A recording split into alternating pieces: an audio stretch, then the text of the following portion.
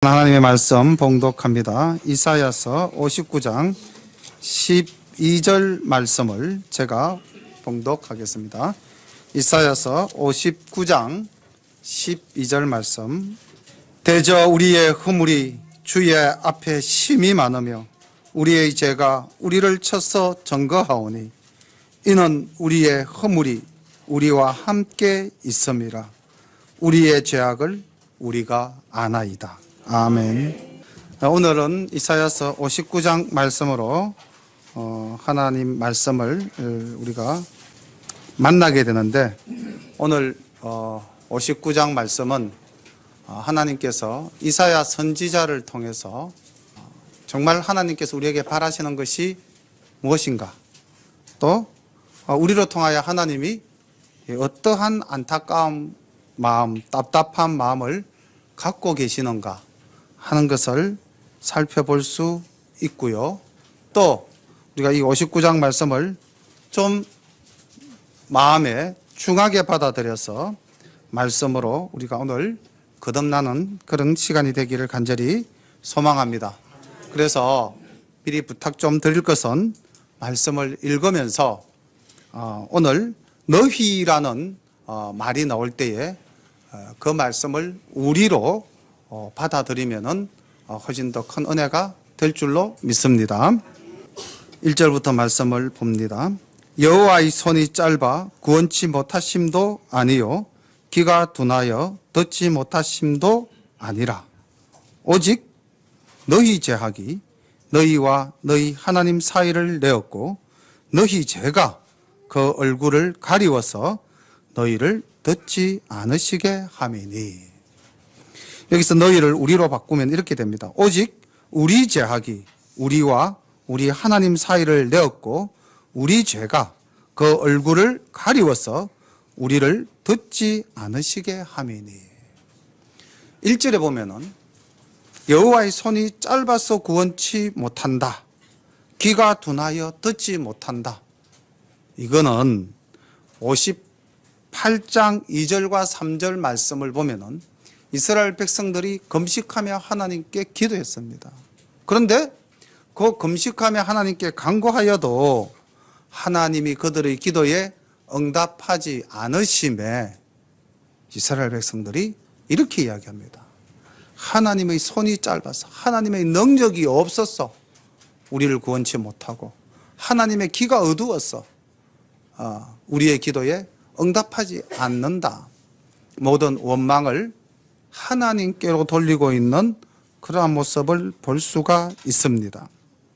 여기 하나님과 사이를 내었다라는 이 말씀, 사이를 내었다라는 말씀은 히브리어로 맙달림이라는 말인데, 하나님이 천지를 창조하실 때 하늘 궁창과 땅의 궁창을 가르셨다라는 의미입니다. 그러니까 하나님과 우리의 사이가 얼마나 넓게 벌어졌는가, 하나님과 우리의 관계가 얼마나 깨어졌는가 하는 것을 볼 수가 있습니다. 다시 말씀드리면은, 오늘 하나님과 우리 사이가 깨어진 관계라면은, 하나님과 우리 사이가 이렇게 하늘과 바다만큼 벌어진 그러한 상황이라면은 이 원인은 어디에 있는가? 어디에 있는가? 과연 그 책임이 하나님께 있는가? 아니면 우리에게 있는가? 이사야 선지자는 이렇게 이야기를 합니다. 우리의 죄를 하나하나 들어서 이제 말씀하고 있습니다. 3절, 이는 너희 손이 피해 너희 손가락이 죄악에 더러워졌으며. 첫째, 우리가 지은 죄가 무엇인가? 우리의 죄악이 무엇인가? 우리의 손으로 죄를 지었다는 것입니다. 남의 것을 탈취하고 남에게 해를 끼치는 그러한 죄를 우리가 오늘도 범하고 살아가고 있지 않습니까? 하나님께서 택한 선민 이스라엘 백성이 하나님과의 관계가 깨어진 이 모습을 볼 때 우리는 하나님의 택한 백성이라고 생각되어지는 우리도 이스라엘과 하나님이 깨어진 관계가 되는 것처럼 깨어질 수 있다는 것입니다. 하나님은 변함이 없으신데 우리가 하나님 앞에 온전하지 못하기 때문이죠. 두 번째 죄가 뭔가 하니 보니 너희 입술은 거짓을 말하며 너희 혀는 악독을 바람이라. 우리가 이 땅을 살아가면서 어느 생활하는 것을 한번 가만히 한번 돌아보십시오. 교회에서 하는 말은 천사의 말이죠. 서로가 사랑합니다. 서로를 위로하고 서로를 격려하고. 그런데 우리가 교회 밖을 나가서 살아갈 때 우리의 입술과 우리의 혀가 어떻게 작동을 했는가. 예. 다시 한번 더 생각해 보면은 오늘 우리가 범하고 있는 이 죄나 그 당시 이스라엘 백성이 범한 죄나 동일함을 볼 수가 있습니다. 우리가 예수 믿는다 하면서 말로 상대방에게 상처를 주는 것은 창으로 그 사람을 찌르는 것과 동일한 것이라 생각을 해야 합니다. 그래서 우리는 더더욱 혀를 조심해서 하나님 영광을 가리운 일이 없어야 할 것입니다. 세 번째 보니까 공의대로 소송하는 자도 없고 진리대로 판결하는 자도 없으며, 이 땅에 살아가는 우리가 하나님의 공의로 하나님의 진리로 이 세상을 바라보고 있는가? 개인적으로도 그렇죠. 내 눈에 덜보는 깨닫지 못하면서 남의 눈의 티를 이야기하는 우리의 판단이 아닌가? 그래서 주님께서 말씀하셨습니다. 비판받지 않으려면 비판하지 말라라고. 그런데 우리는 늘 판단해요. 그런데 그 판단의 기준이 과연 하나님의 말씀인가? 아니면은 내 생각인가? 오늘날 이 개인을 떠나서 우리 사회도 공의가 없어졌고 진리가 없어짐을 우리 이성식 집사님 기도 속에도 그러한 내용이 있었는데, 우리의 현실이 그렇다는 겁니다. 교회도 문제가 되지만 국가도 문제가 되는 이런 시대를 우리가 살아가고 있죠. 물질이면 전부다. 그래서 정말 이 땅에 하나님의 진리가 나아가서, 아니 조금 더 축소해서 우리가 이 땅을 바르게 살아야 되겠다는 마음가짐조차도 사라지게 하는 그러한 물질 중심의 시대가 아닌가. 그러다 보니 사람을 판단하고 사람을 판결해야 하는 법조차도 이제는 권력과 결탁하여 사법사태를 일으키는 오늘의 현상을 우리가 바라보고 있는 것입니다. 네 번째, 하나님의 말씀은 우리에게 이렇게 말씀하십니다. 허망한 것을 의뢰하며 거짓을 말하며 잔해를 잉태하며 죄악을 생산한다. 우리가 우상을 섬기고 우리가 이웃에게 거짓을 말하고 우리가 잔해 타인의 불행을 잉태하고 우리가 죄악을 생산한다. 이 우리 모든 삶이 하나님을 떠난 삶이 되어서 죄 가운데 거한다는 것이죠. 그리고 다섯 번째로 독사의 알을 품으며 거미줄을 짜나니 그 알을 먹는 자는 죽을 것이요 그 알이 밟힌 적 터져서 독사가 나올 것이니라. 그 짠 것으로는 옷을 이룰 수 없을 것이요 그 행위로는 자기를 가리울 수 없을 것이며 그 행위는 죄악의 행위라. 5절의 내용은 조금 비유적인 표현입니다. 독사의 알을 품는다는 말과 거미줄을 짠다는 말은 우리가 남을 해치기 위해서 엄밀하게 악한 생각을 하고 그것을 실행하기 위해서 치밀하게 계획하고 조작한다는 것입니다.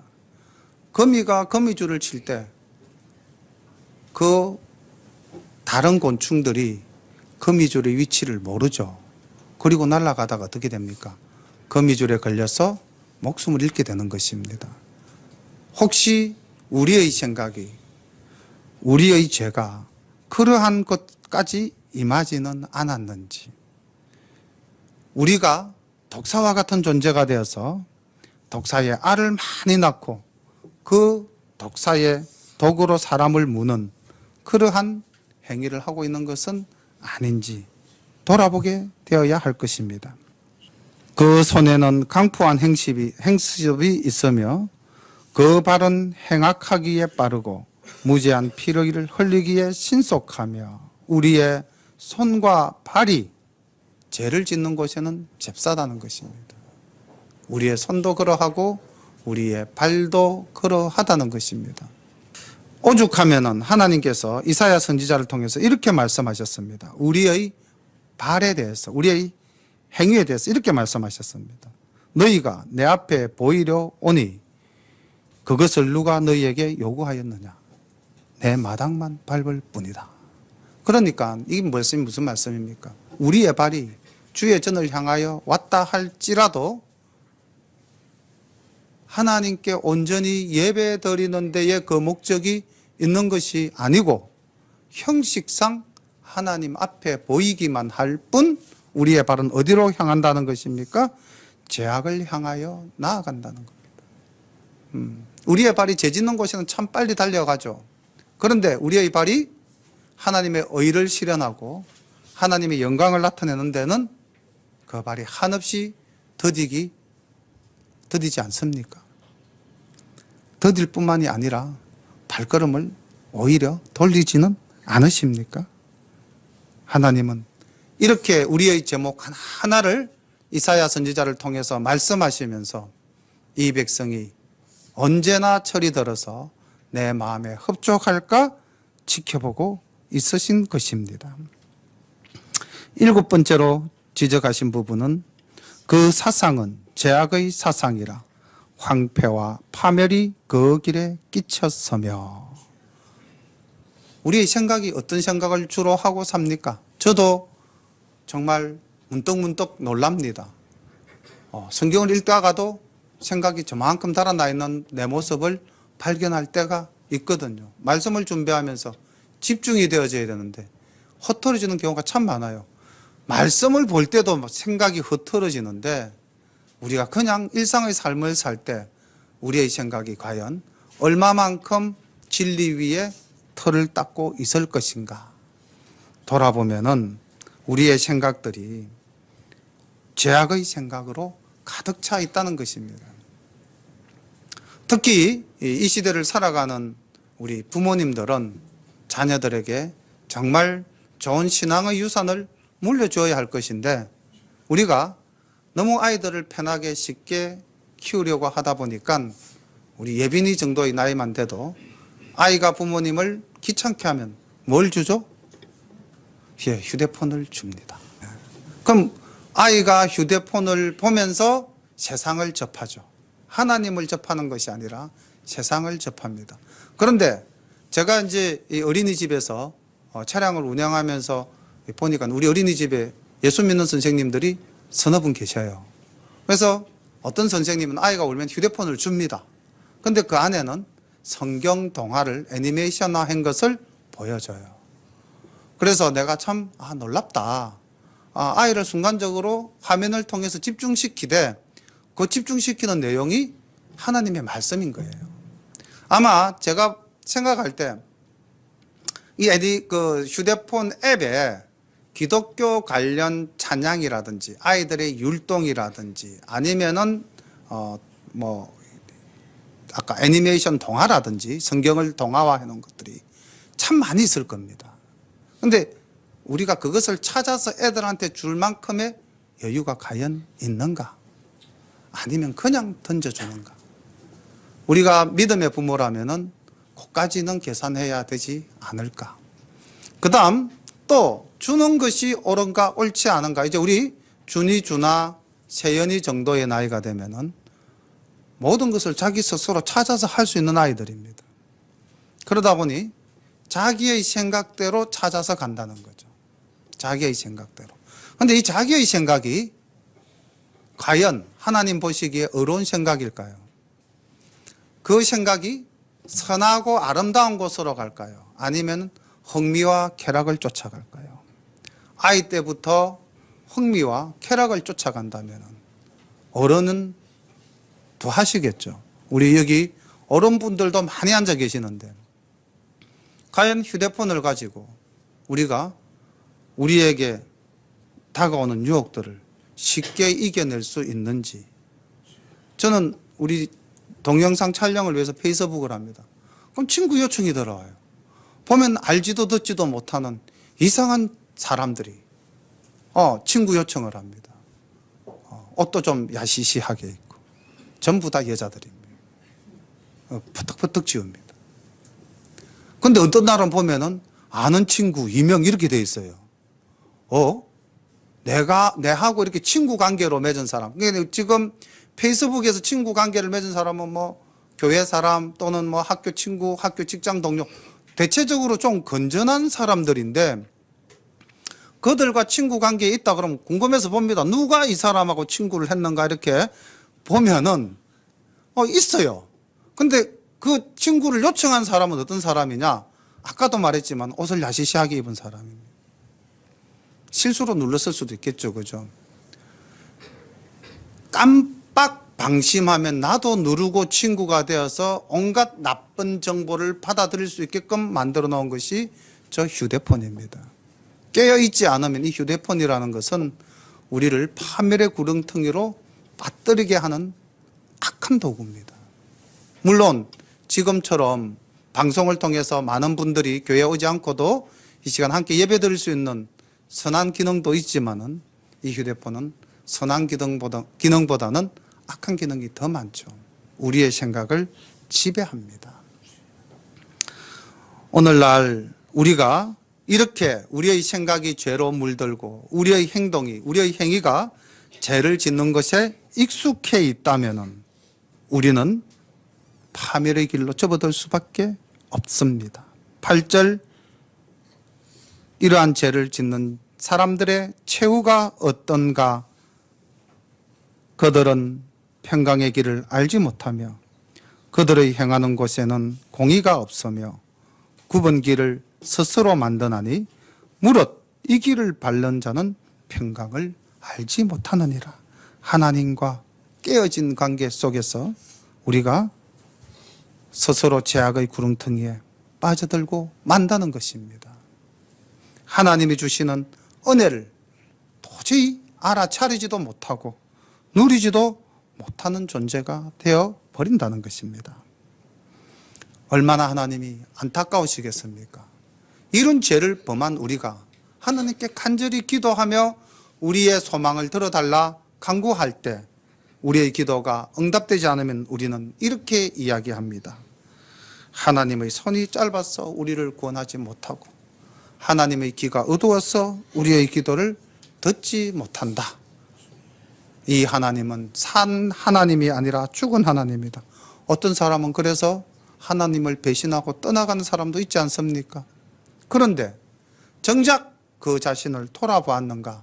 우리는 이런 의문을 던질 수 있는 것입니다. 이제 우리가 지은 죄를 우리가 이 말씀을 통해서 깨달았다면은 9절과 같은 고백이 이제 우리가 있어야 할 줄로 믿습니다. 그러므로 공평이 우리에게서 멀고 의가 우리에게 미치지 못한 적 우리가 빛을 바라나 어두움뿐이요 밝은 것을 바라나 캄캄한 가운데 행함으로 우리가 소경같이 담을 더듬으며 눈 없는 자같이 두루 더듬으며 낮에도 황혼때같이 넘어지니 우리는 강장한 자 중에서도 죽은 자 같은지라. 우리가 공같이 부러지며 비둘기같이 슬피 울며 공평을 바라나 없고 구원을 바라나 우리에게서 멀도다. 우리가 죄를 지은 것에 대하여 깨닫는 지혜가 있다면은 이와 같은 우리의 삶이 참담하다는 것도 인식할 줄로 믿습니다. 이런 자각, 우리의 삶이 제약된 삶 속에 있다라는 이 자각과 인식이 있을 때 우리는 이제 하나님과의 관계를 회복하기 위한 우리의 노력이 뒤따르지 않겠습니까? 우리가 지난 시간 살펴봤던 이사야서 58장 10절 말씀은 지난 시간에도 제가 말씀을 드렸지만은 바로 이 말씀과 완전 대조적인 관점 또는 상황 속에 있는 말씀이죠. 하나님과 관계가 깨어진 우리는 빛이 없는 어둠 속에서 헤매고 절망하는 자 그리고 죽은 자와 같다면은 하나님과의 관계가 정상적으로 작동하거나 하나님과의 관계가 회복되었을 때 우리의 삶은 어떠한가? 우리 58장 지난 시간에 살펴보셨던 말씀 10절과 11절 말씀을 다시 한번 같이 봉독하겠습니다. 58장 10절입니다. 시작. 줄인 자에게 내 심정을 동하며 괴로워하는 자의 마음을 만족해 하면 내 빛이 흑암 중에서 발하여 내 어두움이 낮과 같이 될 것이며 나 여호와가 너를 항상 인도하여 마른 곳에서도 내 영혼을 만족해 하며 내 뼈를 견고케 하리니 너는 물된 동산 같겠고 물이 끊어지지 아니하는 샘 같을 것이라. 아멘. 우리가 하나님의 뜻 가운데서 하나님과의 관계를 온전하게 회복하고 지낸다면 이런 물된 동산, 상상해 보십시오. 시냇가에 심은 나무, 물된 동산, 그 나무가 얼마나 풍성한 과실과 열매를 맺겠습니까? 얼마나 풍성한 삶을 누리겠습니까? 그런데 우리가 죄 가운데 거하니까, 우리가 죄악에 빠져 있으니까 우리는 어두움 속에서 강장한 자 중에서도 많은 사람들이 건강하게 장성하게 잘 지내는데 우리는 어떻게 지낸다? 죽은 자와 같이 되어 있다라는 말씀입니다. 우리가 이런 가운데 빠지지 않도록 말씀 속에 늘 깨어 있어야 할 줄로 믿습니다. 오늘 제가 본문으로 삼아서 봉독드렸던 이제 22절 말씀은 이렇게 우리가 죄를 범하고 있고 그 죄에 빠져서 우리가 이렇게 참담하게 살고 있다면 이제 우리가 해야 할 일은 무엇입니까? 회개죠. 우리의 죄를 이제 고백하고 다시는 우리가 이와 같이 살지 않겠습니다 라는 우리의 고백이 있어야 할 줄로 믿습니다. 그 고백이 12절, 13절 말씀입니다. 우리 12절부터 15절 말씀까지 우리 다 함께 읽어보겠습니다. 시작. 대저 우리의 허물이 주의 앞에 심히 많으며 우리의 죄가 우리를 쳐서 증거하오니 이는 우리의 허물이 우리와 함께 있음이라. 우리의 죄악을 우리가 아나이다. 우리가 여호와를 배반하고 인정치 아니하며 우리 하나님을 쫓는 데서 돌이켜 포악과 패역을 말하며 거짓말을 마음에 잉태하여 바라니 공평이 뒤로 물리침이 되고 의가 멀리 섰으며 성실이 거리에 엎드러지고 정직이 들어가지 못하는도다. 성실이 없으므로 악을 떠나는 자가 탈취를 당하는도다. 아멘. 이런 우리의 죄를 회개하고 고백하는 믿음이 있어야 할 줄로 믿습니다. 주님께서 이 땅에 오셔서 공생의 사역을 하시면서 제일 처음으로 하신 말씀이 무슨 말씀입니까? 회개하라 천국이 가까웠느니라 이 말씀이셨습니다. 주님의 길을 예비한 마지막 선지자 세례 요한이 광야에서 외친 말씀이 뭐죠? 회개하라 천국이 가까웠느니라. 우리가 하나님의 사명을 받은 자라면은 제 자신부터도 이렇게 외칠 수밖에 없습니다. 회개하라 천국이 가까웠느니라. 우리가 하나님의 자녀가 되었고 우리가 하나님의 사랑을 받아서 우리가 다 왕같은 제사장이 되었다면 우리 스스로 뭐라고 고백해야 됩니까? 뭐라고 외쳐야 됩니까? 회개하라. 내 자신을 향해서 그리고 내 이웃을 향해서 이 말씀을 던져야 하지 않겠습니까? 우리가 회개하면은 우리가 하나님 앞에서 이제 바로 서게 되고 하나님과의 관계가 회복되어지면서 놀라우신 하나님의 능력과 하나님의 은혜가 우리에게 임하시게 될 줄로 믿습니다. 이제 15절 후반부 하나님께서 이러한 회개하는 자, 그 회개하는 자를 돌아보시는 놀라운 은혜가 말씀으로 증거되어지고 있습니다. 여호와께서 이를 감찰하시고 그 공평이 없는 것을 기뻐 아니하시고 사람이 없음을 보시며 중재자가 없음을 이상히 여기셨으므로 자기 팔로 스스로 구원을 베푸시며 자기의 의를 스스로 의지하사 의로 호신경을 삼으시며 구원을 그 머리에 써서 투구를 삼으시며 보수로 속옷을 삼으시며 열심을 입어 겉옷을 삼으시고 그들의 행위대로 갚으시되 그 대적에게 분노하시며 그 원수에게 보응하시며 섬들에게 보복하실 것이라. 아멘. 하나님께서 우리를 감찰하신다. 위에서 살펴보고 계신다는 것입니다. 우리의 죄가도 아시고 우리가 회개하는 것도 아시고 우리가 정말로 고백할 때에 하나님 앞에 나아갈 때에 하나님은 우리를 돌아보십니다. 그리고 보십시오. 사람이 없음, 중재자가 없음. 이 말씀은 어떤 말씀입니까? 우리 스스로가 우리 구원을 얻을 수 없다는 것입니다. 우리의 행위로도 우리는 구원을 얻을 수 없습니다. 우리가 구원을 얻는 것은 우리의 행위, 우리의 노력, 우리의 의가 아니라 오직 아버지 하나님의 은혜라는 것입니다. 하나님 스스로 자기 팔로 구원을 베푸셨다는 것입니다. 하나님 스스로 의로 호신경을 삼으시고 구원의 투구를 삼으시고 보수로 속옷을 삼으시고 열심을 겉옷으로 삼으셔서 우리의 대적들을 갚아주신다는 것입니다.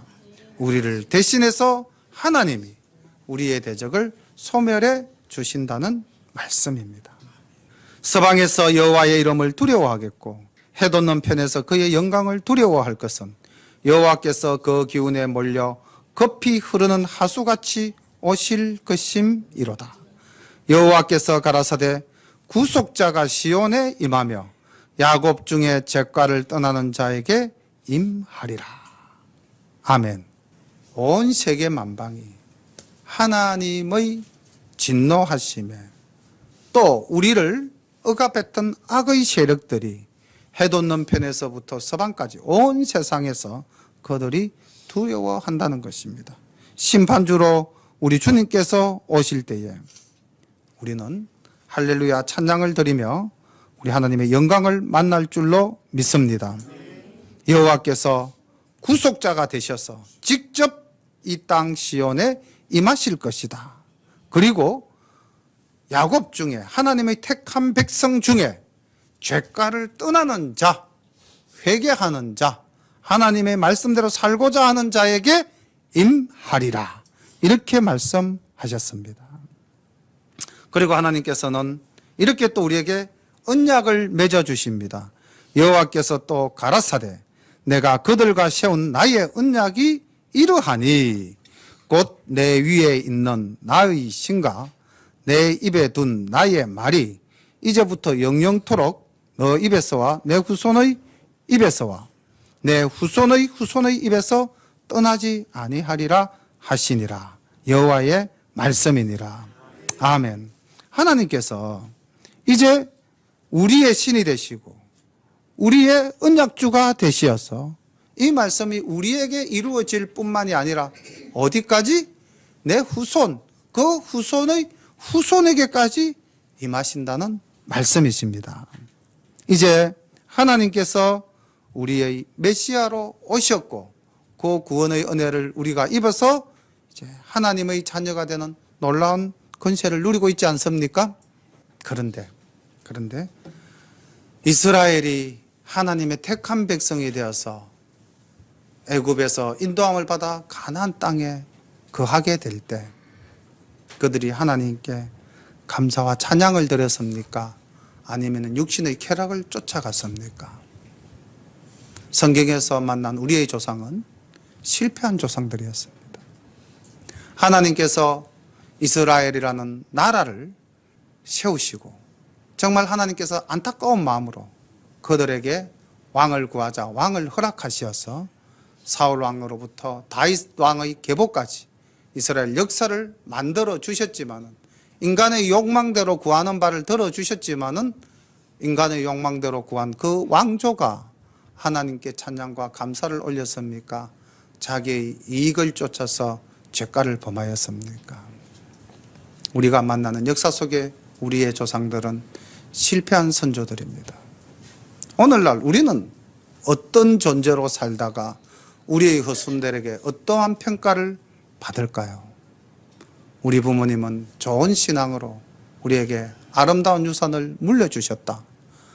우리 부모님은 살아생전에 항상 하나님께 찬양과 감사를 드렸다. 우리가 이러한 찬양을 하나님께 드릴 수 있는 그러한 믿음의 본을 후손들에게 보여주시면 얼마나 좋을까요? 그렇게 하기 위해서는 우리가 무엇부터 해야 되겠습니까? 우리가 지은 죄가 무엇인지 나의 죄를 하나하나 고백해 보십시오. 이제 숙제를 내어드리겠습니다. 집에 가서 노트를 펴서 내 죄가 무엇인지, 나의 손이 지은 죄가, 나의 발이 지은 죄가, 나의 생각이 지은 죄가 어떠한 것들이 있는지 한번 쭉 적어 보십시오. 먼저 내가 내 죄를 알 때, 그래서 내가 이렇게 고단한 처지에 내가 놓여져 있구나. 이 죄가 가리워서 하나님과 나 사이가 윗궁창과 아랫궁창처럼 멀어져서 하나님께 내 기도가 상달되지 않는구나. 하나님께서 능력의 손이 짧아서가 아니라 하나님께서 우리의 기도를 들으시지 않으심이 아니라 내 죄로 말미암아 이렇게 되었구나. 우리가 한번 삶 속에서 그렇게 자신을 돌아봐야 되지 않겠습니까? 이 시간 말씀에 아멘하고 끝나면은 교회를 나서면 아무것도 남는 게 없을 겁니다. 꼭 숙제 검사는 하지 않겠습니다. 어제 아들이 집으로 와서 가방에서 뭔가를 하나 끄집어내더라고요. 근데 이게 노트예요. 아이들이 숙제한 것을 이제 주말에 숙제 검사를 해야 된다면서 들고 왔더라고요. 선생님은 이렇게 숙제를 내어주고 숙제 검사를 합니다. 근데 목사님은 숙제를 내어줘도 숙제 검사는 하지 않겠습니다. 스스로 정말 내 죄를 한번 고백하는 시간, 기록 한번 해보십시오. 얼마나 내가 지은 죄가 많은가 고백하시고, 그 다음 이 죄를 우리 주 예수 그리스도께서 십자가에서 피 흘리심으로 다 씻어주셨다고 한번 생각해 보십시오. 그 은혜가 얼마나 놀라운 은혜입니까? 그 감격이 얼마나 큰 감격입니까? 감동이 쓰나미처럼 몰려오지 않겠습니까? 우리 찬송가 187장 제가 말씀 준비하면서 이 찬양을 준비했습니다. 우리 주님은 우리의 죄가가 아무리 크고 우리의 죄가 아무리 붉은 주홍빛 같을지라도 예수 그리스도 십자가 보혈로 다 깨끗하게 씻어 주셨습니다. 우리 회개하는 마음으로, 속죄하는 마음으로, 또 회개를 결심하는 마음으로 이 찬양 함께 드리겠습니다. 이 찬양 부르신 후에 우리 마음을 모아서 기도 드립니다.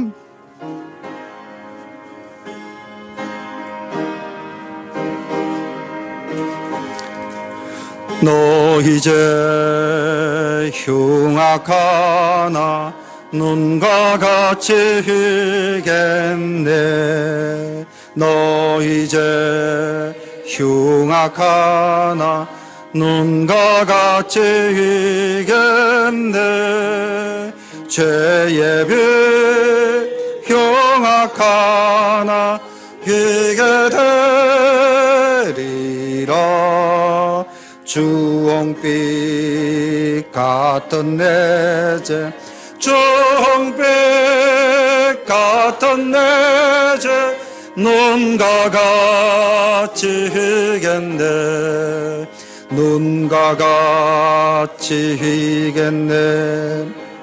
악한 죄 벗어라고 주님 너를 부르네.